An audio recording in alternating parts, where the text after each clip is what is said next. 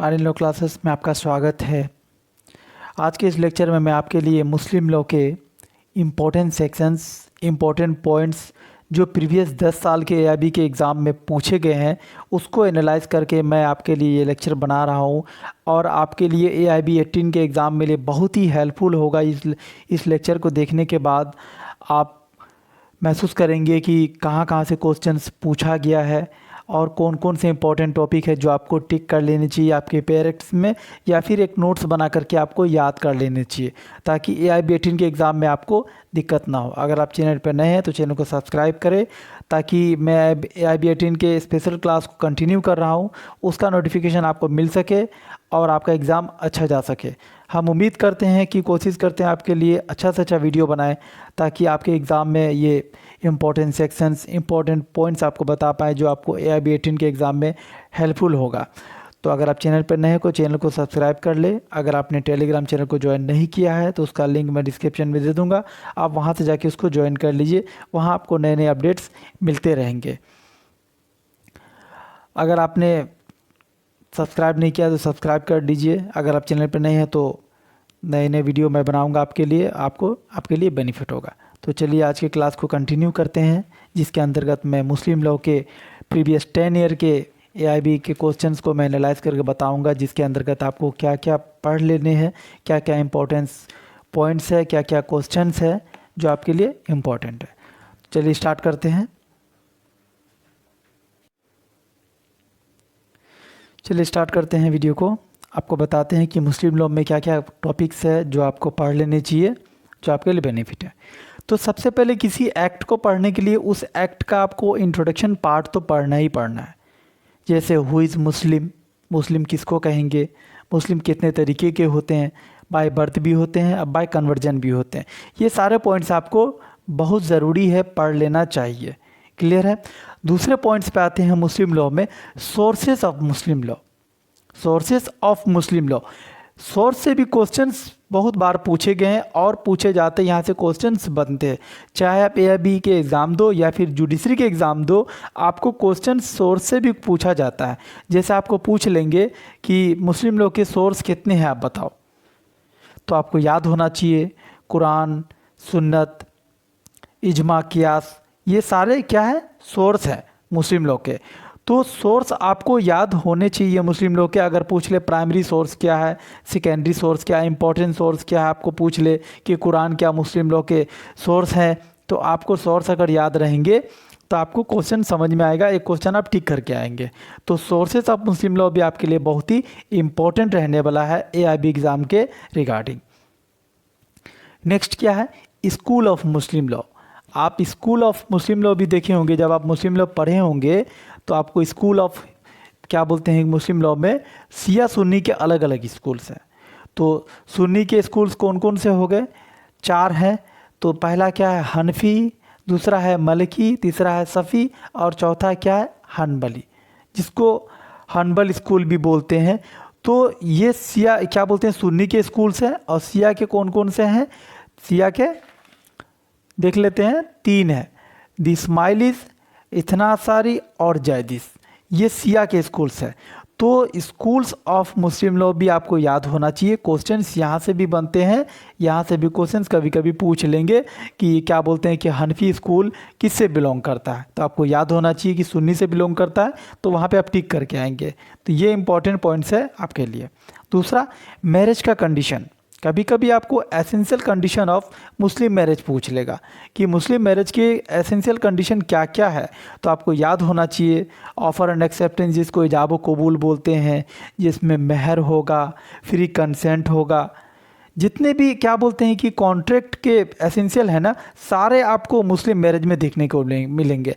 इसीलिए कहते हैं ना कि Muslim marriage is a civil contract. क्यों, क्योंकि ऑफ़र एंड एक्सेप्टेंस जिसको हम कहते हैं या इजाब व कबूल कहते हैं, तो आपको मैरिज का कंडीशन भी पता होना चाहिए। क्लियर है। नेक्स्ट क्या है, काइंड्स ऑफ मैरिज। मुस्लिमों में मैरिज कितने तरीके के होते हैं, तो वो भी आपको याद होना चाहिए। पहला मैरिज कौन सा है, सही मैरिज जिसको वैलिड मैरिज कहते हैं, दूसरा बातिल जिसको वॉइड मैरिज कहते हैं, तीसरा फासिद जिसको इनवैलिड और इर्रेगुलर मैरिज कहते हैं। ये मुस्लिमों में मैरिज का काइंड है, ये आपको पता होना चाहिए। क्लियर है। और दूसरा पॉइंट्स क्या है, इद्दत। इद्दत का भी पॉइंट्स आपको पता होना चाहिए कि कब कौन कौन सा इद्दत किस टाइम में होता है। कोई वीडियो होगी तो उसका इद्दत का पीरियड क्या होगा। अगर क्या बोलते हैं कि कोई डाइवोर्स दे देगा कि तो उसका इद्दत का पीरियड क्या होगा, वो भी आपको पता होना चाहिए। तो कोई वीडियो है उसका इद्दत का पीरियड क्या है, 4 मंथ 10 डेज, याद रखिएगा।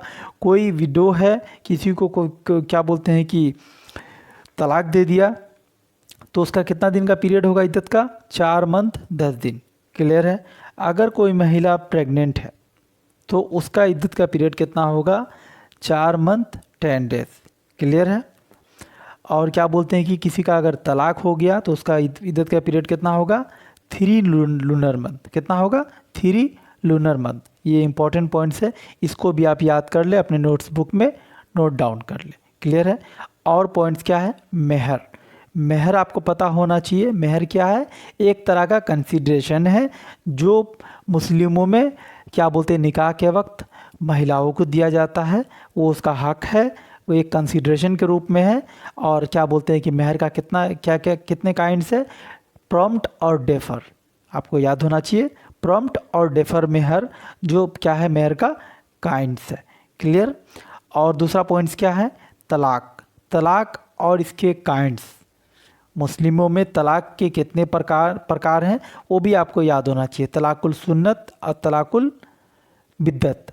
तलाकुल सुन्नत जो है वो इन्फोर्सेबल है। तलाकुल बिद्दत जिसको तलाकुल बैन कहते हैं, ट्रिपल तलाक, वो क्या है अब मुस्लिमों में बैन है, नल एंड वाइड है। अगर कोई व्यक्ति ट्रिपल तलाक प्रोनाउंस करता है तो उसको 3 साल तक का सज़ा हो जाएगा। तो तलाक के भी काइंड्स आपको मुस्लिम में याद रखने, यहाँ से भी क्वेश्चंस पूछे जाते हैं। क्लियर है। कभी कभी आपको उर्दू टर्म पूछ लेगा, तलाक तौफीस से क्या समझते हैं, तो वो आपको याद होना चाहिए। जैसे मेहर से पूछ लेगा मेहर मिस्ल उर्दू टर्म, तो वो भी आपको याद होना चाहिए कि मेहर मिस्ल किस मेहर को कहते हैं। तो जब आप डायरेक्ट में या फिर अपने नोटबुक में देखेंगे तो वहाँ आपको देखने को मिल जाएगा। ये सारे इंपॉर्टेंट पॉइंट्स हैं। और इसमें इंपॉर्टेंट पॉइंट्स है मुस्लिम लॉ में, जो प्रियम्पशन है ना, ये सुफा का अधिकार जो है, इसकी इम्पोर्टेंस केस लॉ जो बार बार मुस्लिम लॉ के क्वेश्चंस में AIB के एग्ज़ाम में पूछा गया है। तो प्रियम्पशन के केस लॉ जो है वो भी आपको याद होने चाहिए। क्लियर है। नेक्स्ट आते हैं इम्पोर्टेंट सेक्शंस। कुछ एक्ट है मुस्लिमों के लिए, एक तो इनका पर्सनल लॉ है मुस्लिम लॉ, लेकिन बाय दी पार्लियामेंट्स कुछ एक्ट बनाया गया है मुस्लिम के लिए। तो पहला एक्ट कौन सा है, dissolution of Muslim marriage act 1939, 1939 का ये एक्ट है। इस एक्ट के अंतर्गत कुछ इंपॉर्टेंट सेक्शंस है जो बार बार पूछे गए।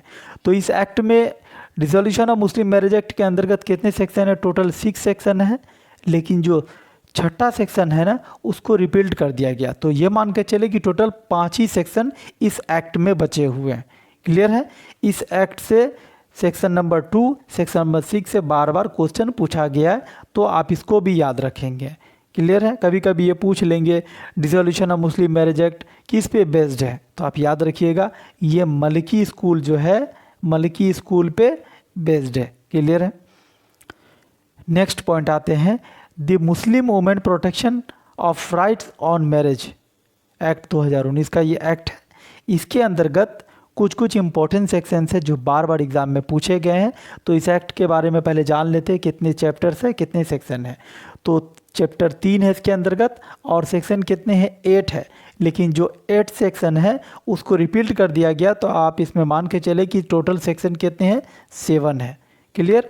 इसके अंतर्गत कौन कौन से इंपॉर्टेंट सेक्शन है, सेक्शन 1, सेक्शन 2, सेक्शन 3, सेक्शन 4 और सेक्शन 6। इस एक्ट का यहाँ से क्वेश्चंस बार बार मुस्लिम लॉ में, मुस्लिम लॉ का क्वेश्चंस AIB एग्ज़ाम में पूछे गए हैं प्रीवियस 10 साल के अंतर्गत। अब आते हैं लास्ट एक्ट है, एक एक्ट है हम आपको बता देते शरीयत एक्ट। यहाँ मैंने मेंशन नहीं कर रखा है, आप लिख ले, नोट डाउन कर ले। शरीयत एक्ट है 1937 का। इसमें टोटल 6 सेक्शन है, और क्या बोलते हैं कि अभी टोटल इसमें क्या बोलते हैं कि 5 ही सेक्शन बचे हैं। जो 5 और 6 सेक्शन है ना उसको रिपील्ड कर दिया गया है। टोटल 6 सेक्शन, तो सेक्शन कितने बच गए, 4 ही बच गए। तो आपको शरीयत एक्ट से भी क्वेश्चन पूछे जाते हैं, तो इस एक्ट को भी आप याद रखें। तो इस एक्ट के अंदर क्या बोलते हैं, इस लेक्चर के अंतर्गत मैंने आपको मुस्लिम लॉ के कुछ इम्पोर्टेंट सेक्शंस, कुछ इम्पोर्टेंट पॉइंट्स जो आपको मैंने बताने की कोशिश की, जो आपके लिए एआईबी एग्ज़ाम में बहुत ही इम्पोर्टेंट है। सारे पॉइंट्स को अगर आप याद करते हैं, अगर आप नोट डाउन करते हैं अपने बैरेक्ट में, अगर ठीक करते हैं, तो यहाँ से क्वेश्चंस आते हैं, आपको ढूंढने में दिक्कत नहीं होगी। अगर आप चैनल पर नए हैं तो चैनल को लाइक एंड सब्सक्राइब करें, शेयर करें। टेलीग्राम पे अगर ज्वाइन नहीं किया तो उसको ज्वाइन कर ले, उसका लिंक मैं डिस्क्रिप्शन में दे दूंगा। अगर आपने एआईबी के प्रीवियस लेक्चर को नहीं देखा है तो उसका भी लिंक मैं डिस्क्रिप्शन में दे दूंगा, आप वहां से जा कर के उसको देख सकते हैं। अगर आप चैनल पर नए हैं तो चैनल को लाइक एंड सब्सक्राइब करें, शेयर करें। आपके एक लाइक सब्सक्राइब से हमें मोटिवेशन मिलता है और आपके लिए नए नए वीडियो बनाते हैं, जिससे आपको बहुत ही बेनिफिट होने वाला है एआईबी एग्ज़ाम में। और मैं एआईबी 18 एग्ज़ाम का स्पेशल क्लास चला रहा हूँ, जो कि आपके लिए एआईबी एग्ज़ाम में बहुत ही बेनिफिट होने वाला है। तो इसलिए मैं आपको कहूँगा कि आप चैनल को सब्सक्राइब कर ले, ताकि नई वीडियो अगर बने तो आपको नोटिफिकेशन मिल सके उसका, और उस वीडियो का आपको बेनिफिट हो सके। Thank you for watching R in low classes.